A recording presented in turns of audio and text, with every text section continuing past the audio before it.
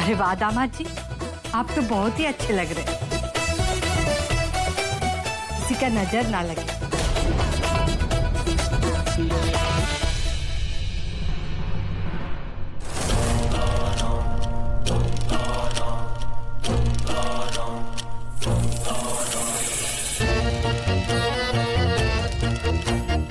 दिल खुश कर दिया दामाद बाबू आपने। ये तो नाटक छोड़कर जोकर बने पर उतर आए हैं। ये सब करने का क्या जरूरत था? अब मुझे लगा कि आपके जैसा दिखना है तो आपके जैसा बन भी जाता हूँ, तो बस मैंने नारद जी को कहा कि आपके जैसे कुछ कपड़े बनवा दे और फिर बस आपके जैसा बन के एकदम। अरे पूरा रात कारीगर सबको ना मतलब जगा के बनवाए हैं। देखिए कब बेजोर फिटिंग आया है। कान राग बाबू। अरे एकदम परफेक्ट। ए पराग भैया। हाँ वो एक तो काम के लिए जाना था ना। अरे पता नहीं कौन कौन काम लेके आते हो तुम। दामाद बाबू, आज हमको ऐसा लग रहा है ना कि हमरा एक नहीं दो दो बेटा है।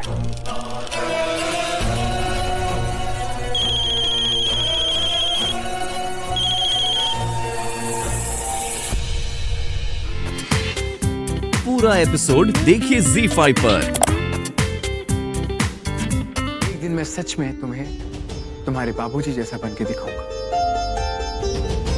आज तो सिर्फ उनके जैसे कपड़े पहने, कल उनके जैसा एटीट्यूड भी कैरी करूंगा।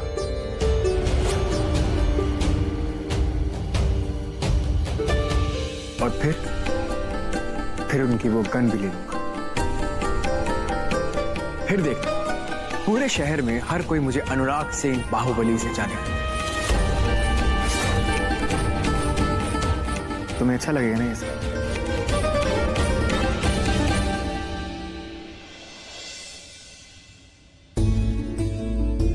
मिस्टर जी, हम हमेशा अपने बाबूजी की इज्जत किए हैं, उन्हें भगवान का दर्जा दिए, लेकिन हमें पति के रूप में एक पढ़ा लिखा समझदार लड़का चाहिए था। इसलिए तो आपके पहले झलक पर ही लट्टू हो गए थे। हमें अपना जीवन साथी London return MBA Anurag Singh चाहिए था, बाहुबली अनुराग सिंह नहीं। बोलो राखी, तुम्हें ये सब बहुत अच्छा लगेगा।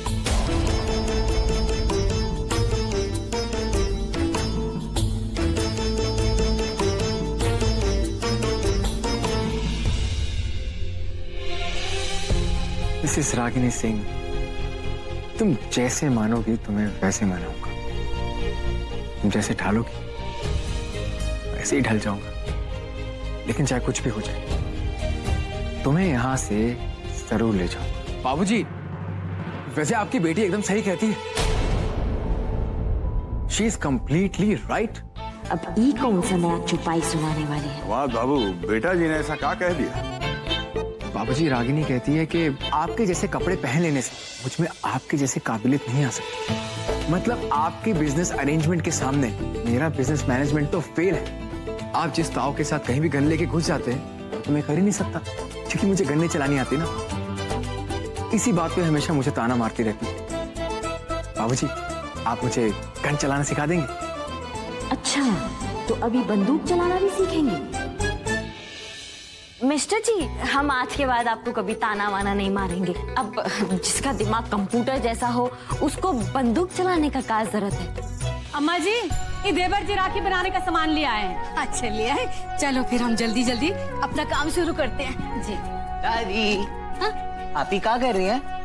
हम अपनी विशु बिटवा के लिए राखी बना रहे हैं। अरे वाह, हम तो भूल ही गए थे कि रक्षाबंधन आने वाला है। अरे इसीलिए तो बना रहे हैं राखी।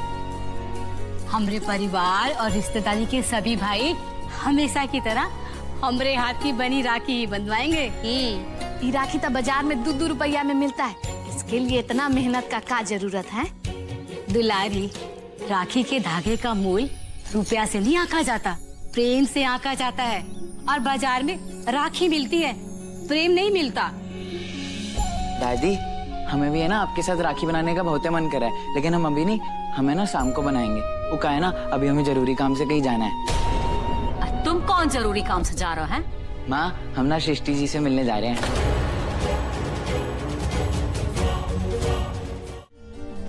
क्या बोले? फूगा, हमको का लगता है कि तुम्हारा दुन्नू बेटा ना एकदम में पत्नी भक्त है। अब बड़का को देखो कैसे अपना ससुराल में ऐसे डेरा जमा लिया है। छोटका तो हर 2 दिन में ससुराल चल जाता है। हल्के में ले लिए, वो का मना करने के बाद भी नोटिस वापस भिजवा दियो।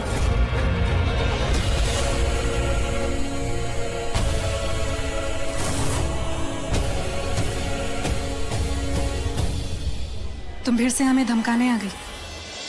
तुम और इस शेखर मिलके हम हो जाते हैं, ये हमें मालूम नहीं था।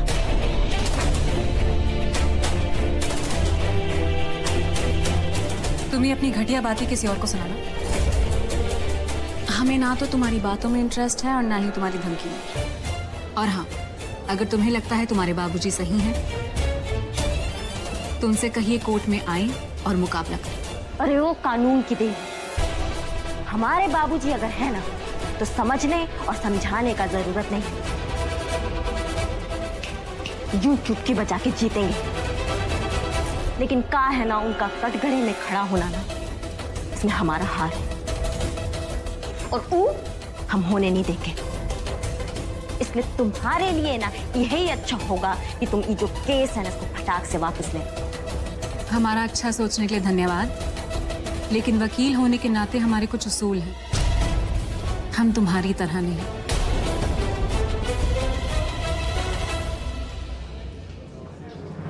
तुम जा सकती हो यहाँ से। उसूल तुम करोगी उसूल का बात? अरे तुम्हारा उसूल ना हम बहुत देखे, कल मंदिर में देखे थे, उस दिन अस्पताल में देखे थे और घर में तो देखते ही रहते थे। तुम्हारा उसूल पता क्या है?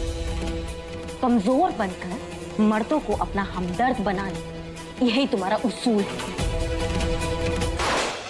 दामाद बाबू, अब आप ना उस सेंटर वाला बोतल को फोड़िए, लगाइए निशाना। वो ब्राउन वाला? हाँ, मारिए ट्राई। जीजा जी 1 minute, 1 2 3 action.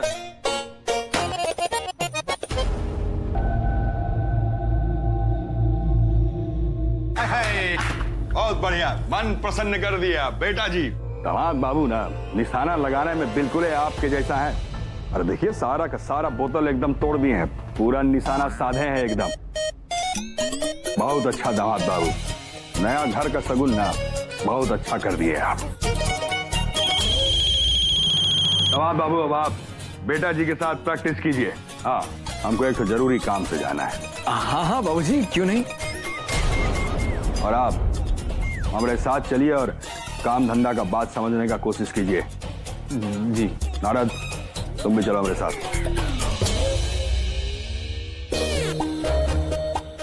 I am so sorry सृष्टि, हमारे वजह से तुम्हें कैसे कैसे लोगों से डील करना पड़ता है, और हमें नहीं पता था कि वो इस लेवल तक गिर जाएंगे। जब देखो यहाँ पे कोई ना कोई अपना मुंह उठा कर आ जाता है, कभी बहन कभी भाई तो कभी ऐसे। इस तरह के लोगों से निपटना हमें बहुत अच्छी तरह से आता है। बस 2 मिनट में हम इनकी औकात दिखा सकते हैं। हम बस तुम्हारे रिश्ते की वजह से शांत हैं। अगर ये रोज रोज होगा तो हमसे अब बर्दाश्त नहीं होगा। तो हमने ये सोच लिया है कि अब हम ये केस नहीं लड़ेंगे। शेखर, तुम ये क्या कह रहे हो? तुम हमारी वजह से या किसी की भी वजह से केस छोड़ने के बारे में कैसे सोच सकते हो? तुम्हें याद है हमने कॉलेज में क्या पढ़ा है कि हर हाल में सच के लिए लड़ेंगे। तुम्हें केस छोड़ने की कोई जरूरत नहीं है। और जिस रिश्ते की तुम बात कर रहे हो, अगर उस रिश्ते को हम रिश्ता नहीं मानते तो तुम्हें उसे निभाने की कोई जरूरत नहीं है।